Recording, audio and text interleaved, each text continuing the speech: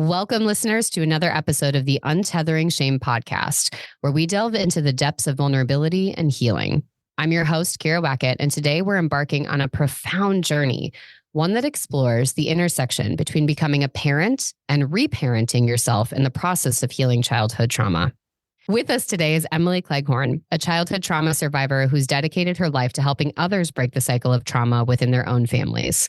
Childhood trauma doesn't just disappear as we age. It often reemerges, especially when we find ourselves in the role of a parent. The stressors of parenting can trigger old wounds, bringing up unresolved feelings and behaviors we thought were long behind us. This not only affects us, but can also impact our children, perpetuating a cycle that many of us are determined to break. Addressing this trauma is crucial, not only for our own healing, but to ensure we provide a nurturing environment for our children. Emily is an advocate for what she calls the mended mama life, a state where breaking free from the shackles of conditioned shame is possible. She believes that healing trauma involves leaving behind the shame we're conditioned to feel, stepping into a life that is far better for ourselves and for our children. Together, we're going to explore the profound transformation that occurs when we confront our past while nurturing the future, when we untether shame and embrace healing. So get comfortable and join us as we uncover the raw beauty of healing ourselves amidst the chaos of parenthood.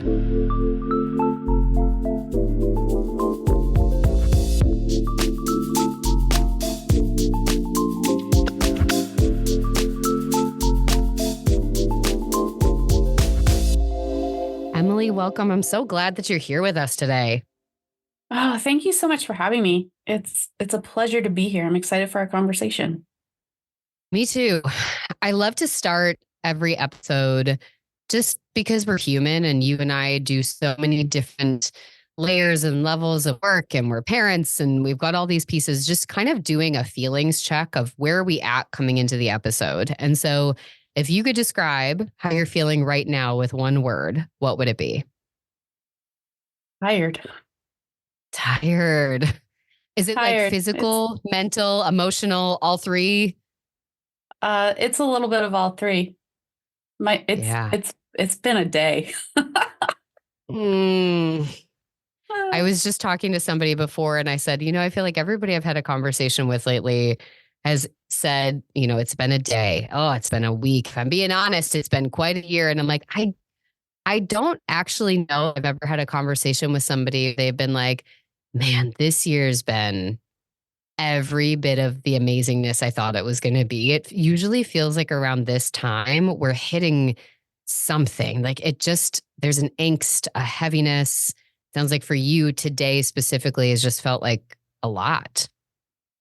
Well, yeah, my week has been a bit of a roller coaster with some really high highs, and then it's the come down from that. It's just I'm tired. Yeah. Well, of course, especially if you have had these like ups and downs and ebbs and flows. I mean, your body and your brain is just like, I need a minute to reconnect. And then when we have little humans, we know that is a minute is usually truncated into like 3 to 5 second bits of rest in between doing all the other things that we need and want to do. And so, yeah, I echo that. I think I am mentally and emotionally, I think I'm like a mixture between raw and also a level of exhausted and feeling like my brain and my body has been working so hard, but also knowing that I have to be here right now. Like this is the state I need to be in as I'm doing some deeper work. And so sometimes that's challenging because I realize that it's not going to end right now, and remind myself that doesn't mean it won't end at some point can feel trickier the more tired you get. Yeah. Okay. So I'm curious because I love everything about what you do. And we had a chance to talk a little bit about your work specifically when I got to be on your podcast. But for listeners here, I would love for them to hear a little bit more about you because your work is so personal and you've done such a great job of continuing your own healing journey and then figuring out ways to share it in a way that allows other people, I think, to be safe and to explore this for themselves. So can you give us a bit of the background of how you got to this point here? Oh, yeah. So if we're going to go way back, I had a tremendously traumatic childhood. I was abandoned by my biological mom when I was 6 or 7 months old, raised primarily by my paternal grandparents. And when I was 6 years old, my dad got married to a woman who had a daughter or a son of her own. And I was really close with my dad, so I wanted to go live with him. And during that time, I was abused in all of the ways. When Mm. when I got out of there, I went back to live with my paternal grandparents, and life went back to normal. No, um, let's talk Mm. about that. Let's work through that. Let's support Mhm. you and lift you up. We don't talk about hard feelings in my family. Um, Mhm. I think I was like 9 or 10 the first time I told my grandmother I didn't want to be alive anymore. And she said, we don't talk that way. So I bottled it up. I learned at a very Yes, stuff it young down. age. Yeah, stuff it down. Become an emotion Mhm. stuffer. Yep. So, no surprise, I developed anxiety and depression in my teen years, into my 20s when it got really bad. Um, One summer, I couldn't leave my house. It was so bad. And, Mm. I was sitting there that summer and I remember feeling this way. And I was like, I've got to get a hold on myself. I can't live this way. Like, we've got to figure it Mm. out. Then, when my now husband and I um, successfully got pregnant, there's a story there, and my daughter was born in 2018. It was like a trauma freight train hit me going full speed down the tracks, set me on my butt, and Mm. demanded to be dealt with. So I had this beautiful baby girl looking up at me, sitting in her infant chair, her swing, and I was looking down at her and I could see baby Emily, and my Mm. nervous system was screaming with all that it could to get the heck out of there because it was not Yeah, safe. leave. Leave, Yeah. get out of here. It's not safe. Yeah. Um, Mm. and I knew cognitively in my head that if I listened to that, I was going to be repeating what my mom had done.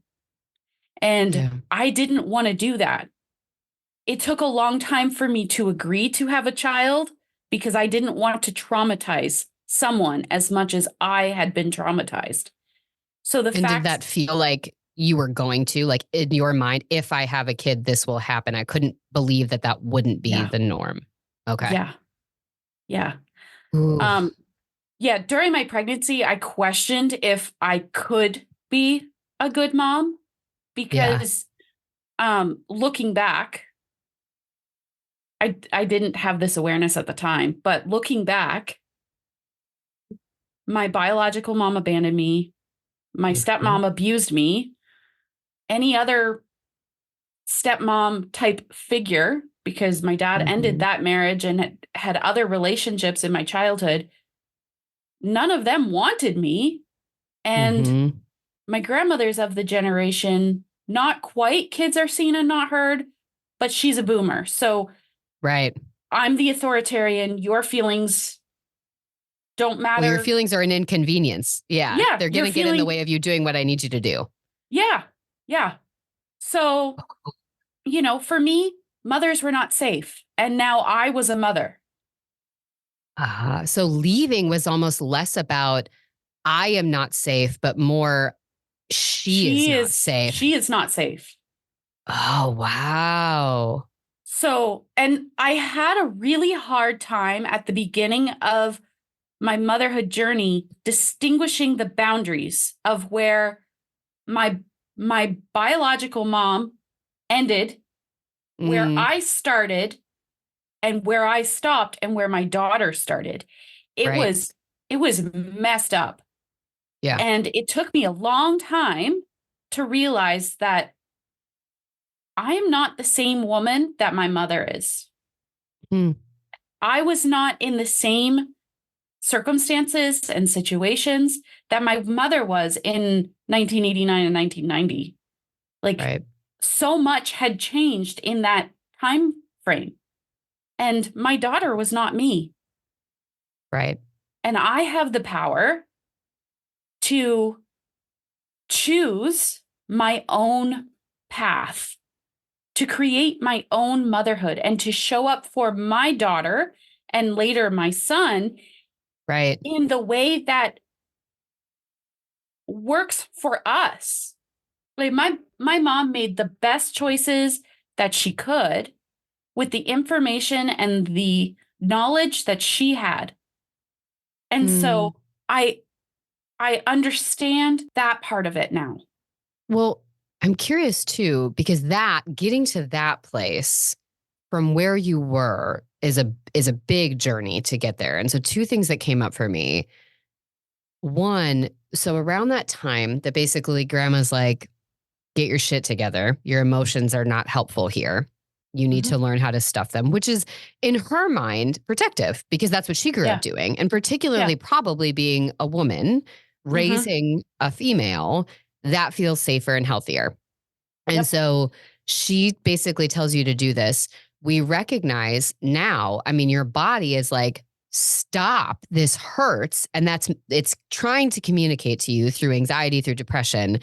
So from the time that you're then a teen until you become a mom, or even when you meet your husband and you start thinking about having children, what were you able to then access any type of support? Did you reach a point where you're like, I can't keep stuffing this. I need to talk to somebody, or were you stuffing up until that point? So when I was little, when I was living with my dad and my stepmom and my stepbrother, I was going to see a child psychologist, Okay. not for the trauma, Right. because they suspected I had um, a reading disability because I was a slow reader, Mm. which, given my home circumstances, no duh. Yeah. So I was seeing the child psychologist. She did give me some coping skills. We discovered that I was able to write my feelings down. And so I did a process of letter writing Mm. at that time. Her office eventually closed. So that was not a long-term type of thing. In high school, I went to see my guidance counselor who didn't have a blasted clue what she was talking about. Good intentions, I'm sure. Right. Didn't know what Didn't she was have the talking about. training or the skills or the Yeah. expertise to help somebody who needed a trauma informed therapist. And she's Yeah. probably navigating 100+ students and trying to just get them through school. Yeah. So after my university experience, I just accepted the fact that I had this black cloud looming over my head, and it was just the way life was going to be. So Mm. I learned how to cope, how to almost ignore it, and just live my life. Well, it sounds like the person that basically ghosted you just recapitulated the same Yeah. biggest, deeper inner child wound, which is like people leave because it's too hard, Yeah. it's not safe.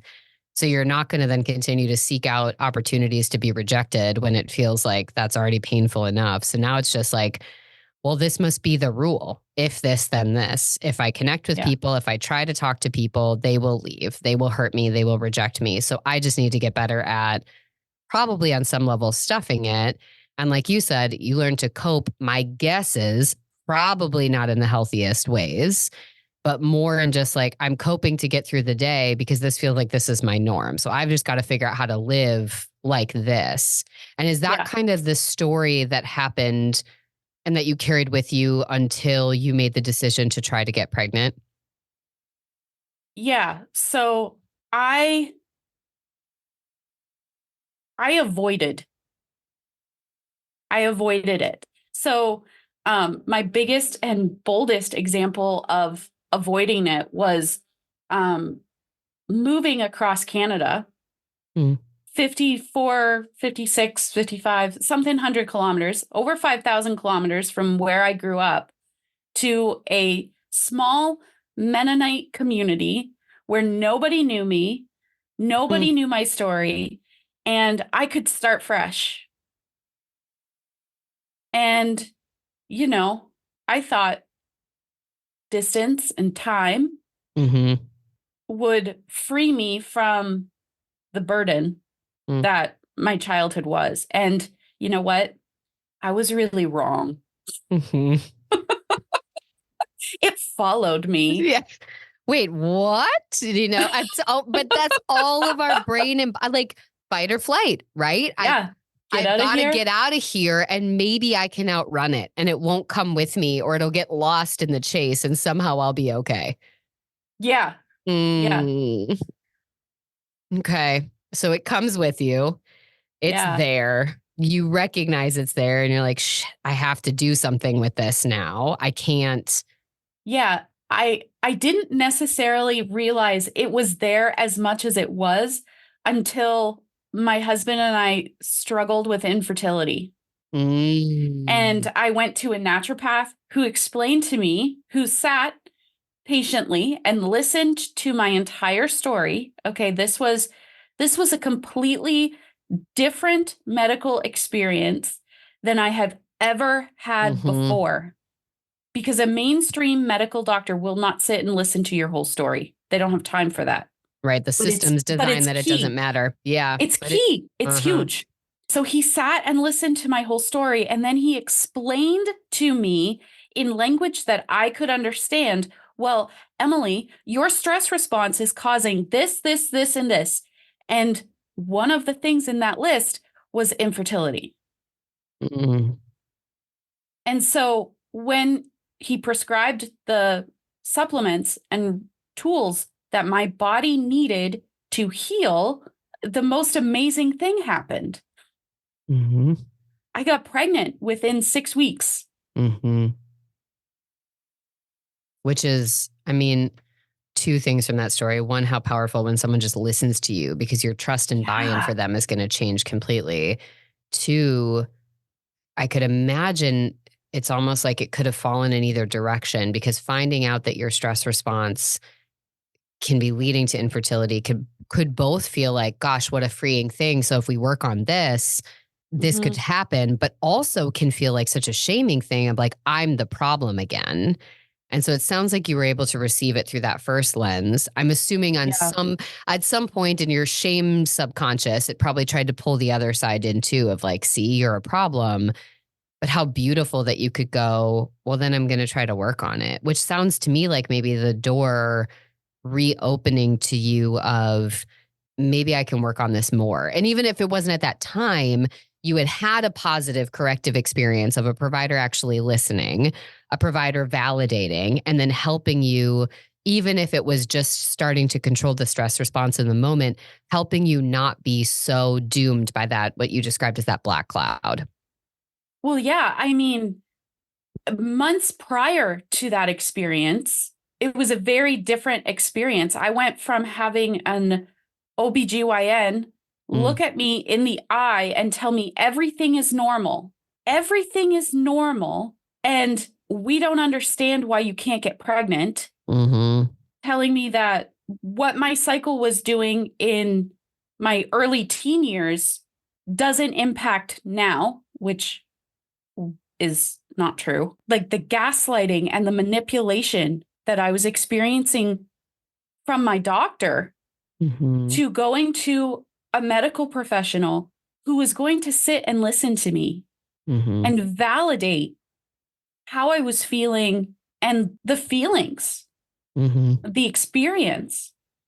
And at that point, I had gone through over a year of ovulation tests, cycle tracking, negative pregnancy tests, a miscarriage. I was at the end of my rope. Especially when, after I had the miscarriage, calling my OBGYN, who had done all of the gaslighting and whatnot, telling them that I needed to see the doctor because I had miscarried. And they said, no, you're fine. Just keep taking the medication we gave you. And I was like, no, you're fired. Well, and it sounds like, again, similar to that being ghosted by that therapist, Mm-hmm. this sounds a little like, uh, again, I don't want to villainize grandma because she was doing the best thing she could too, but a very Yeah. similar thing of like, just get your shit together and work a little harder. Yeah. Like, again, this idea of like, this is not, we're going to sit here and process with you. Like, that's getting in the way. And so you just had these sort of perpetuated stories by authority figures, people in a position of power, parent, grandparent, provider. And so then you basically find someone that opens the door for you and makes you start to feel safe. And how amazing that that translates to safety and security in your body. Now, you've alluded to, I know I'm jumping a little, but you've alluded to the fact that then when your daughter was born, you had this new wave of, again, this Mm-hmm. isn't safe. I've got to go. And I know that that wasn't the only thing that started to show up because you've talked about this of like all the different ways that your pain, your trauma started to show up, not necessarily just in how you parented, but in your life now as you've assumed this new role that you were not expecting. You're like, but wait a minute, I stuffed that down real good. I packed it. I knew it was fine. This shouldn't be an issue. And I think layered with that is there's nothing happening right now that should warrant this response. This shouldn't be showing up here.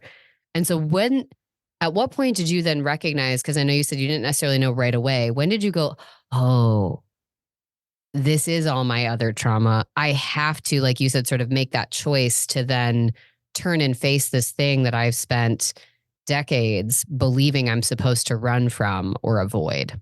In my early postpartum days, I'm a researcher. I guess I get that from my paternal grandfather. He researched everything. Big fat medical books and all Mm-hmm. kinds of stuff. So I did my research because I was hearing chatter about postpartum depression, postpartum anxiety, Mm, baby blues, all of those types of things. And so I was researching and I was looking at the list of symptoms. I was mm-hmm. thinking, well, yes, but no. And there was some things, but not all the things. And I was like, Right. but it's more than that. Right. When I was able to sit down over Zoom because I lived in the sticks with a therapist and she was able to help me navigate what the root was, which was mommy issues. Yeah. Insecure Um, attachment, I suppose, is probably one of the words they would say or something to that effect. yeah, yeah. Then I was able to understand, like, I loved my daughter Mm-hmm. so much when she was born. For me, it was like I finally had somebody in my life who was going to love me. Mm-hmm. She was my sidekick. Mm-hmm. And then I realized, oh wait, she's going to grow up Mm-hmm. and maybe she won't like me. Mm-hmm. Maybe her and I will have the same relationship that my mother and I have, Mm-hmm. which is non-existent. But for right now, I can do my best to make it better than what I had. Mm-hmm. If I stay and face it, I don't know how. I don't know where the strength is going to come from, Mm-hmm. but I'm going to stay and face it. And already she's had it better than I had.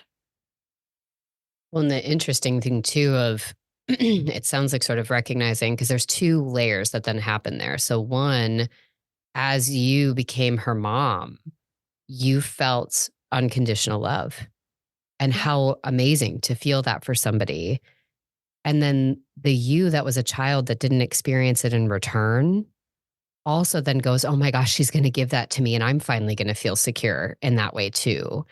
And the really tricky part, I feel like, when we have our own childhood trauma is recognizing when our behaviors are for our kid versus when our behaviors are trying to heal ourselves through our kid. And I feel like, I don't know if you've ever struggled with that, but I still have these things I have to check in with myself and be like, is that actually for Everly? Or is that Mm, for Everly for you? Is this so you mm, can feel okay, either because you're trying so hard not to be your mom, or because there's some part of you, maybe at 4, at 5, at, whatever it is that needs to still be healed, that we're mm-hmm. sort of misplacing that healing when what we need to be doing is sort of reparenting and healing ourselves, not necessarily directing that towards our kids. And so I'm interested, did you notice that for you as you started your journey? And how do you differentiate between when that drive or those feelings or those pushes are really about being the mom you want to be for now both of your kids, and or when it still might be something residual for you where it's a you as a child that needs it? I know that I am very protective of my kids because when I was a little girl, I was exposed to things and had to learn skills that I don't believe any 6-year-old child Right. should have to learn, like survival skills. Right. And so I'm very protective of my kids in that regard. Like preserving their childhood as opposed Yeah. to sort of the adultification or parentification that you feel like you went through. Yeah. Okay. Yeah. So I'm very protective of that. And, my daughter is getting to the age now where she's starting to ask questions about my childhood. And I'm like, Mm. well, I don't know. I don't know how to answer that because Mm-hmm. I don't know that you're old enough to understand the dynamics of my childhood. And so that's an area that is very gray for me. I'm not quite sure how to navigate that. Yeah. And she's also coming up on the age that I was Yeah. when the bulk of my trauma happened. Mm. Like that 18-month stint, Yep. she's starting to come up on that age. And so I'm not sure Yeah. how that's going to play out. Yeah. Which it sounds like, honestly, because you're aware of it now. My guess Yeah. is even as you're saying it, you can feel your body wanting to go into protection mode. And some of that is like basically realizing your body has been primed in that fight or flight response. Yeah. And you need to be able to sift out how much of that is helpful. Like, I think Hmm. some of what I experienced as a little kid, I was very much the person in place of parent and also the person in place of a partner. And I served that role for my mom a lot. And that was not a healthy place to be in. I shouldn't have had as much, I shouldn't have seen as much as I did. Shouldn't use the word should. I wish I hadn't seen as much as I did. I shoulded on myself for shitting on myself too. So we could layer that. But I saw stuff and I Mm. was in a role that wasn't healthy. And so learning to navigate, I didn't quite know how to be a kid. I didn't quite know Yeah. how to follow, but still be assertive. I just knew how to lead. And those things I really wanted to, my daughter's only 4, but I can see myself wanting to preserve that while also fiercely being protective of things that I don't ever want her to feel. I know one thing that's hard for me is because of my own pain, I have a really hard time with the notion that I would be the one causing pain to her. So I know, at Mm. least for me, it's really hard for my brain. One of the things I think about is like, so what's normal parenting pain?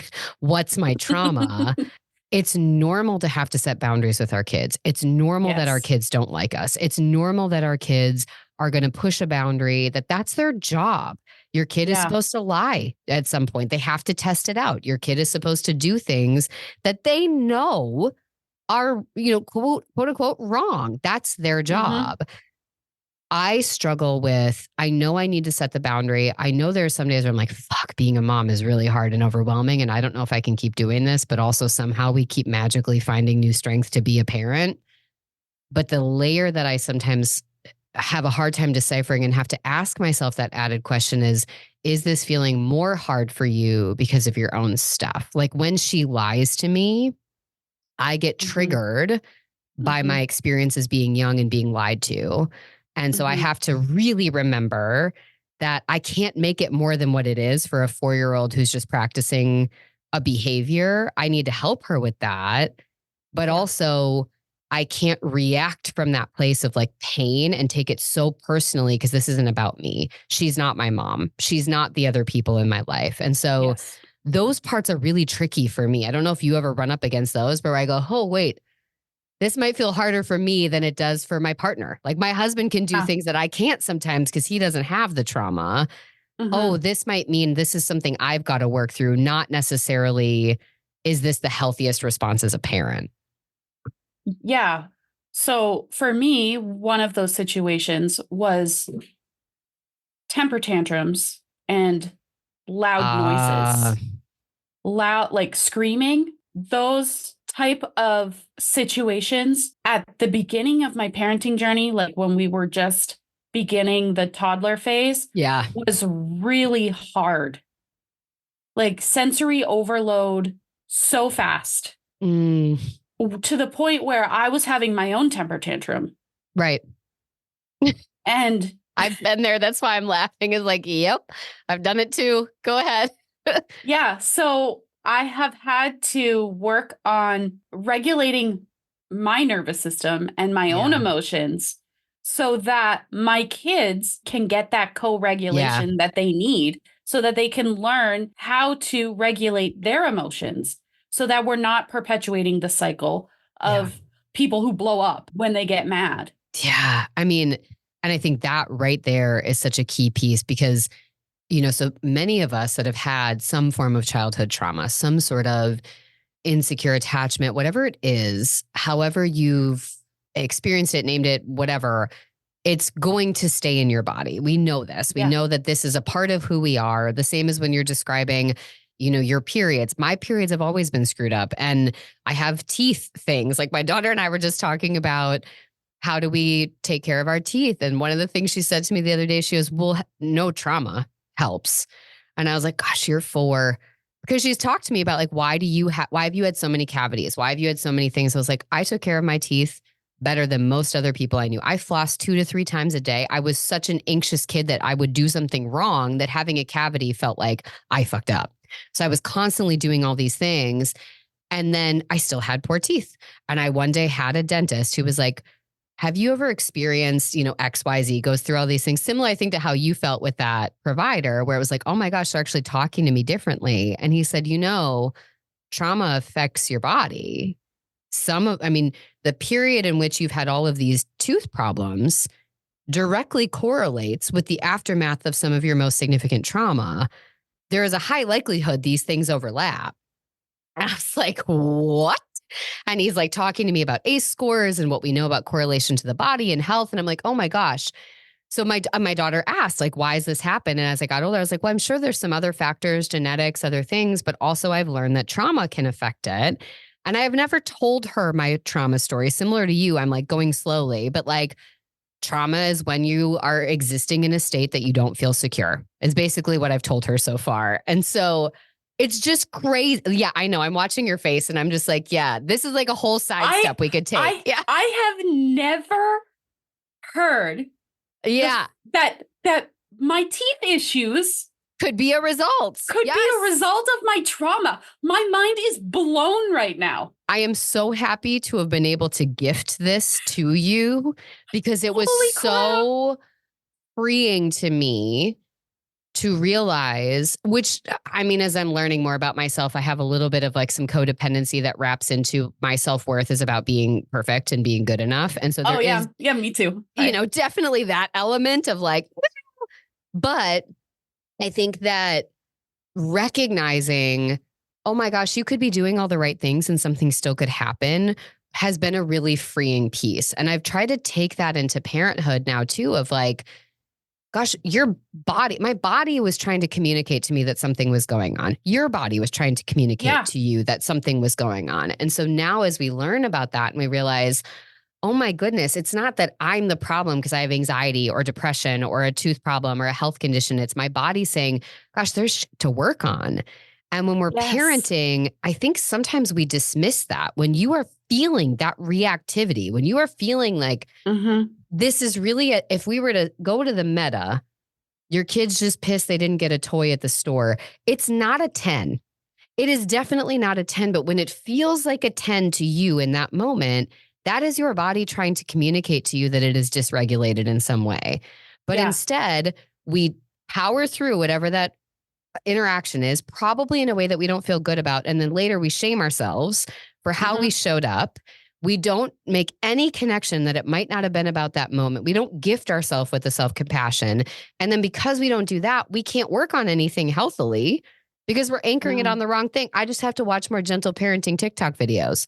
That will not fix it. It's not about you not being a good parent.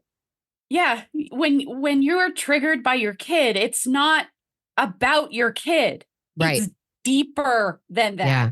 It's about the emotion, the feeling that comes from a long time ago when you lost your ever-loving mind in a store and your parent was shaming you for it. Yeah. Because it's inconvenient. Yes. Yeah. So you're not triggered by your kid. You're triggered by the memory of your parent shaming you for having big feelings in public, because that's not okay. Yeah. Literally. Right. And now you're bringing that shame into the space. And it's not that you need, because nobody is judging you. No. And even if they were, like, you're not the most important thing in their day. So even if they're like, wow, that's a big tantrum, they're going to move on.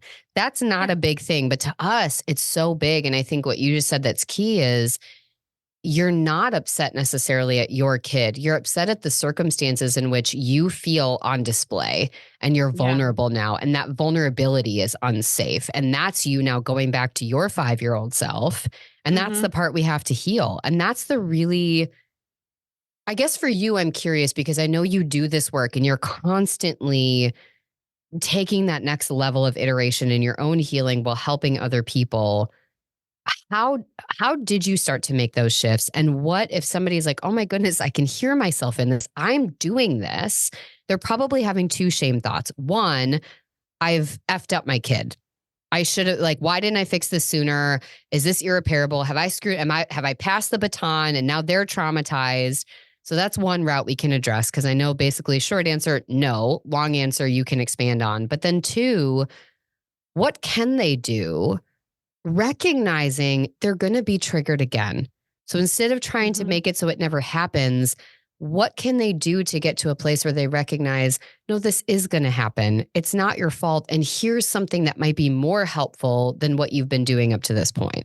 First of all, you have not screwed up your kid.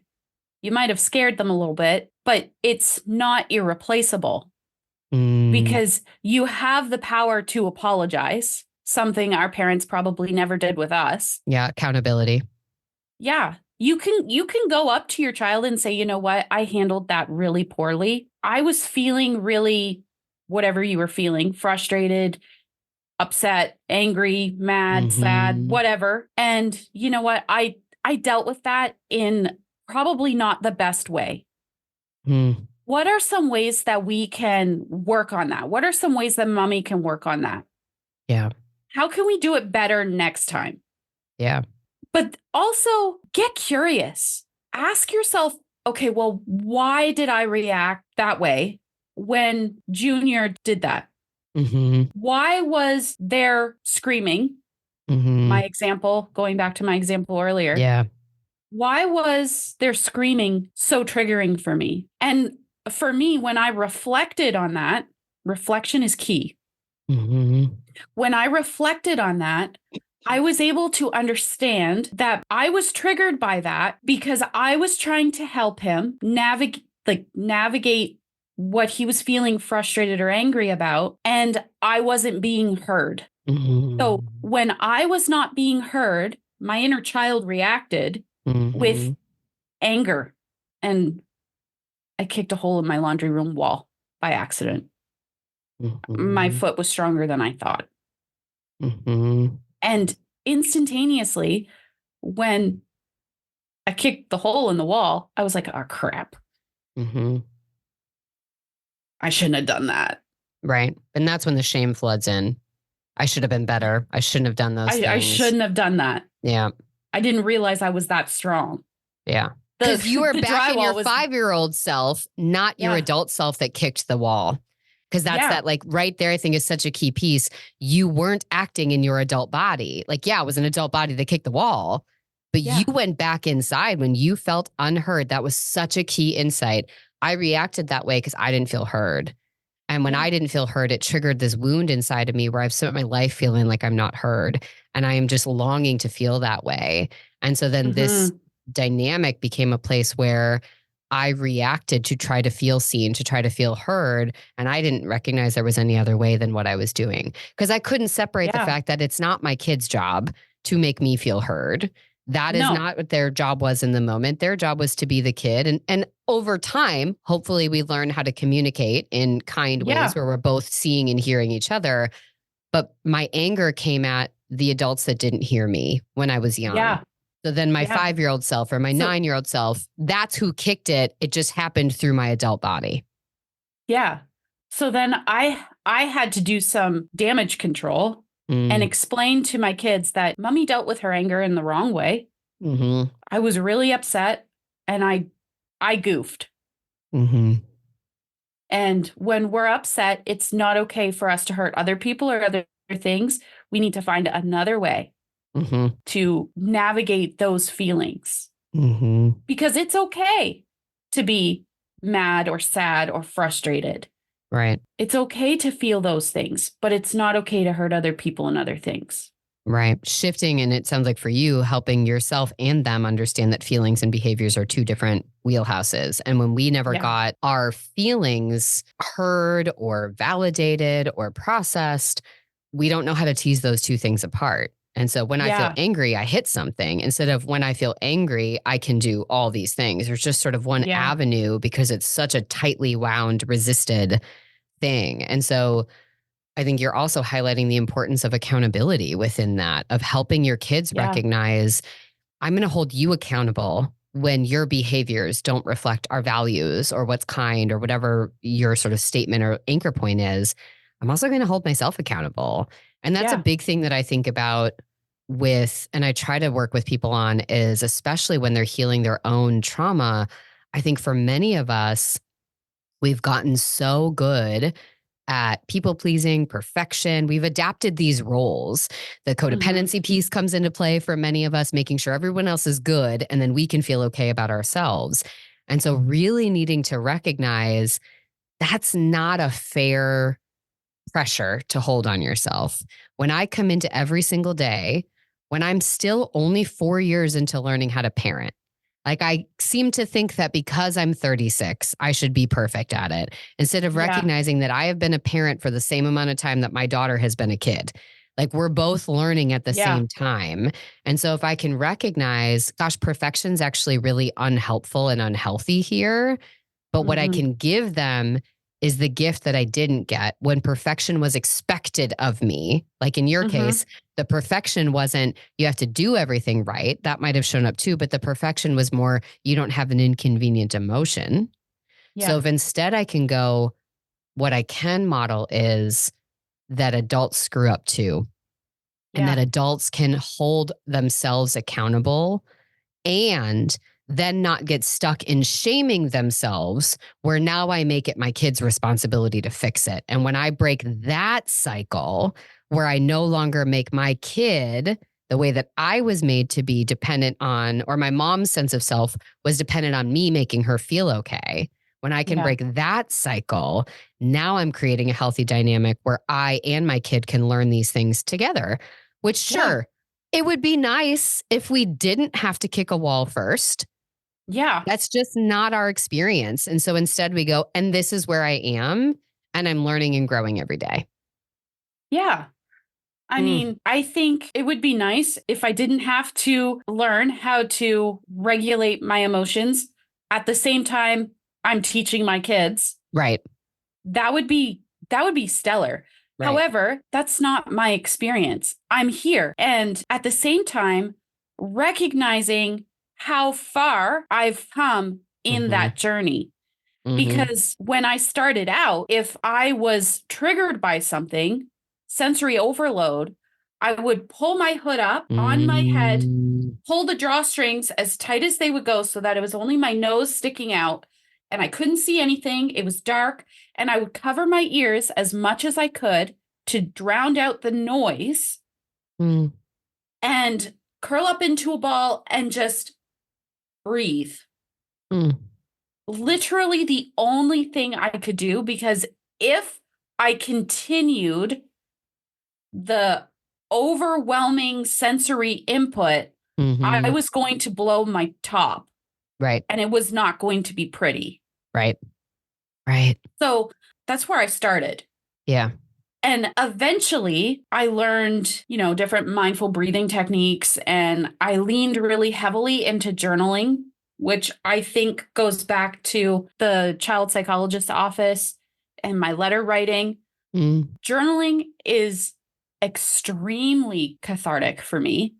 Like I can grab a pen and a piece of paper and just write, and things will flow through the tip of that pen that I would never, ever dare to say out loud. Because that is my safe place. Right. Yeah. And then I'll read it back to myself, and the waterfall just commences. And, sometimes I cry so hard that it hurts, but it's healing. I get those feelings out, and then it's okay. Yeah. Getting it out is huge. Yeah.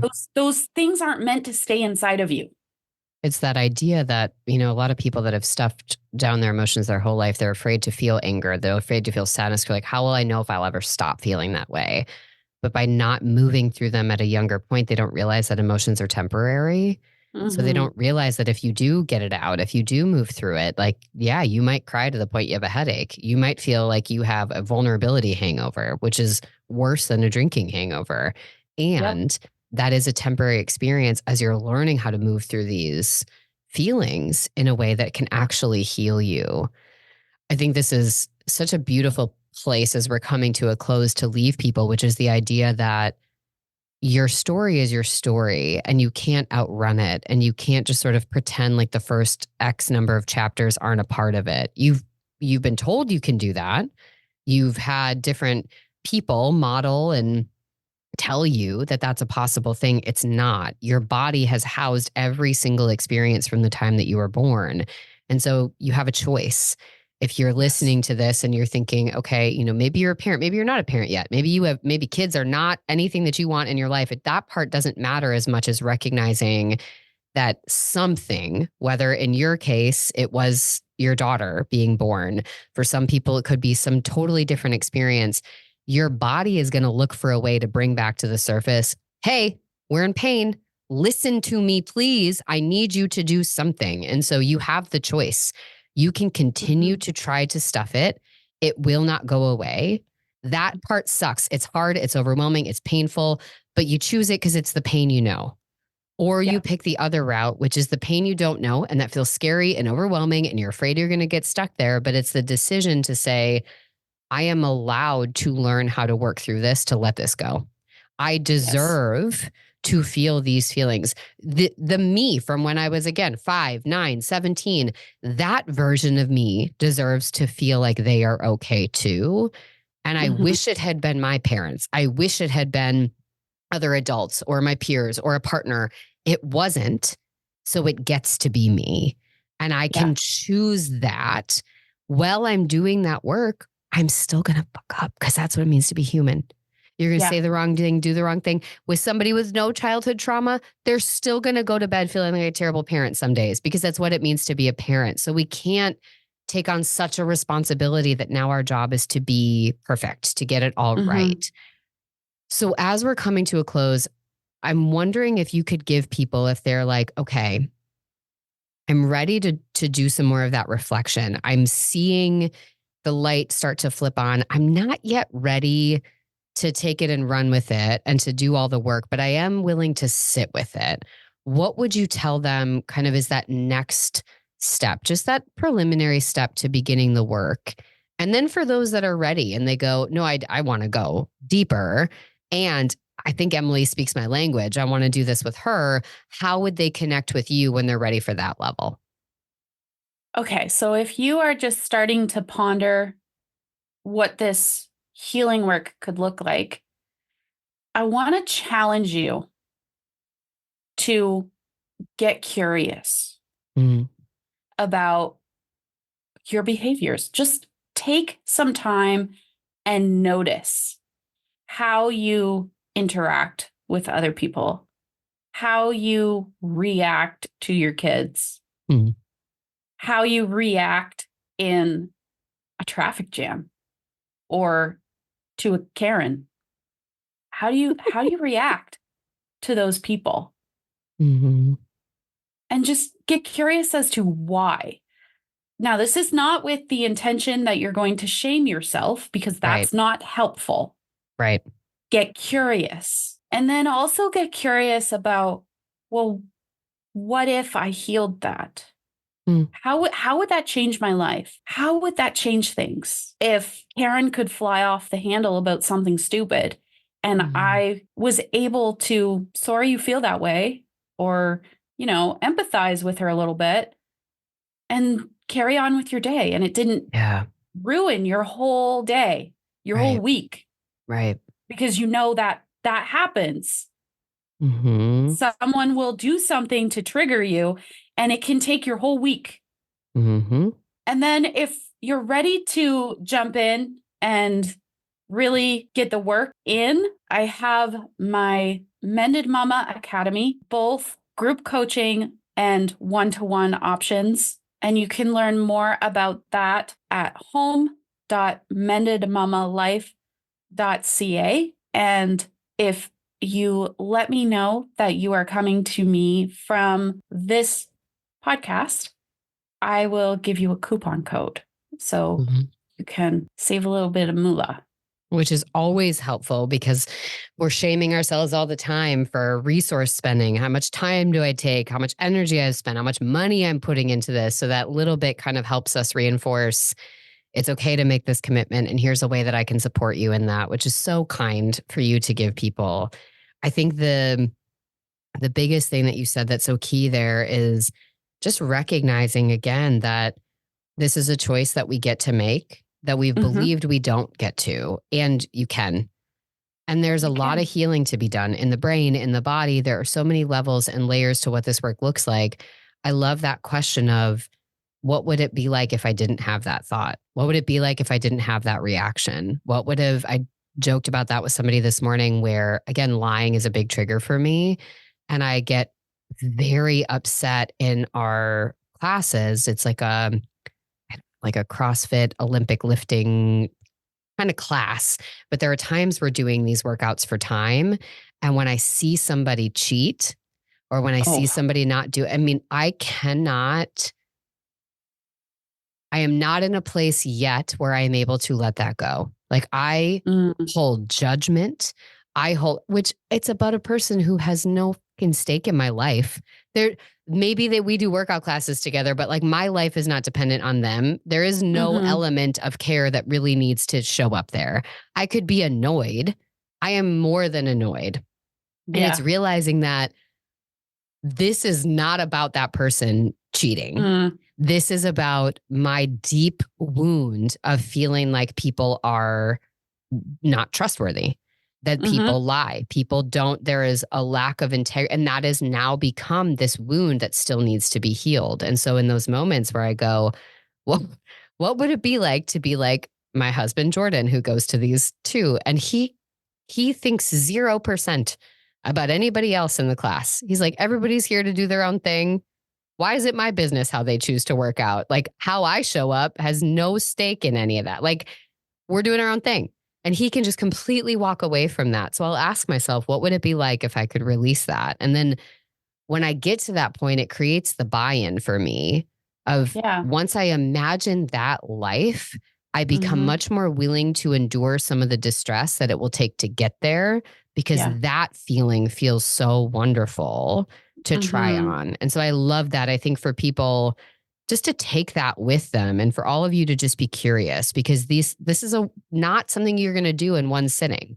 This is a No. constant process and learning and evolving. And you might figure out how to do it when your kids are toddlers, it's going to look different when they're teenagers and when they're adults. And so, and again, for those of you without kids, in any other role or setting. And so that curiosity being key. And for everybody that's like, oh my gosh, now I'm ready to do that work. Or as you listen to this, you get ready to do the work. Definitely check out that link to get into the academy, to do some of that work, to start to really deepen that, not just with Emily, but with a cohort of people that are doing this alongside of you, which sounds absolutely amazing. Emily, thank you so much. This is great. I'm so excited for people to listen to this. I'm excited for all of you listening to then check out her podcast and dive deeper into this. I'll make sure that there's a link to our episode that we did together to get you started, and then definitely check out some of the other awesomeness over there too. I am so excited to be back in everybody's inbox, Spotify, Apple playlist next week on Sunday. For now, be curious, bring that curiosity with you for the week, and I will see you all next Sunday.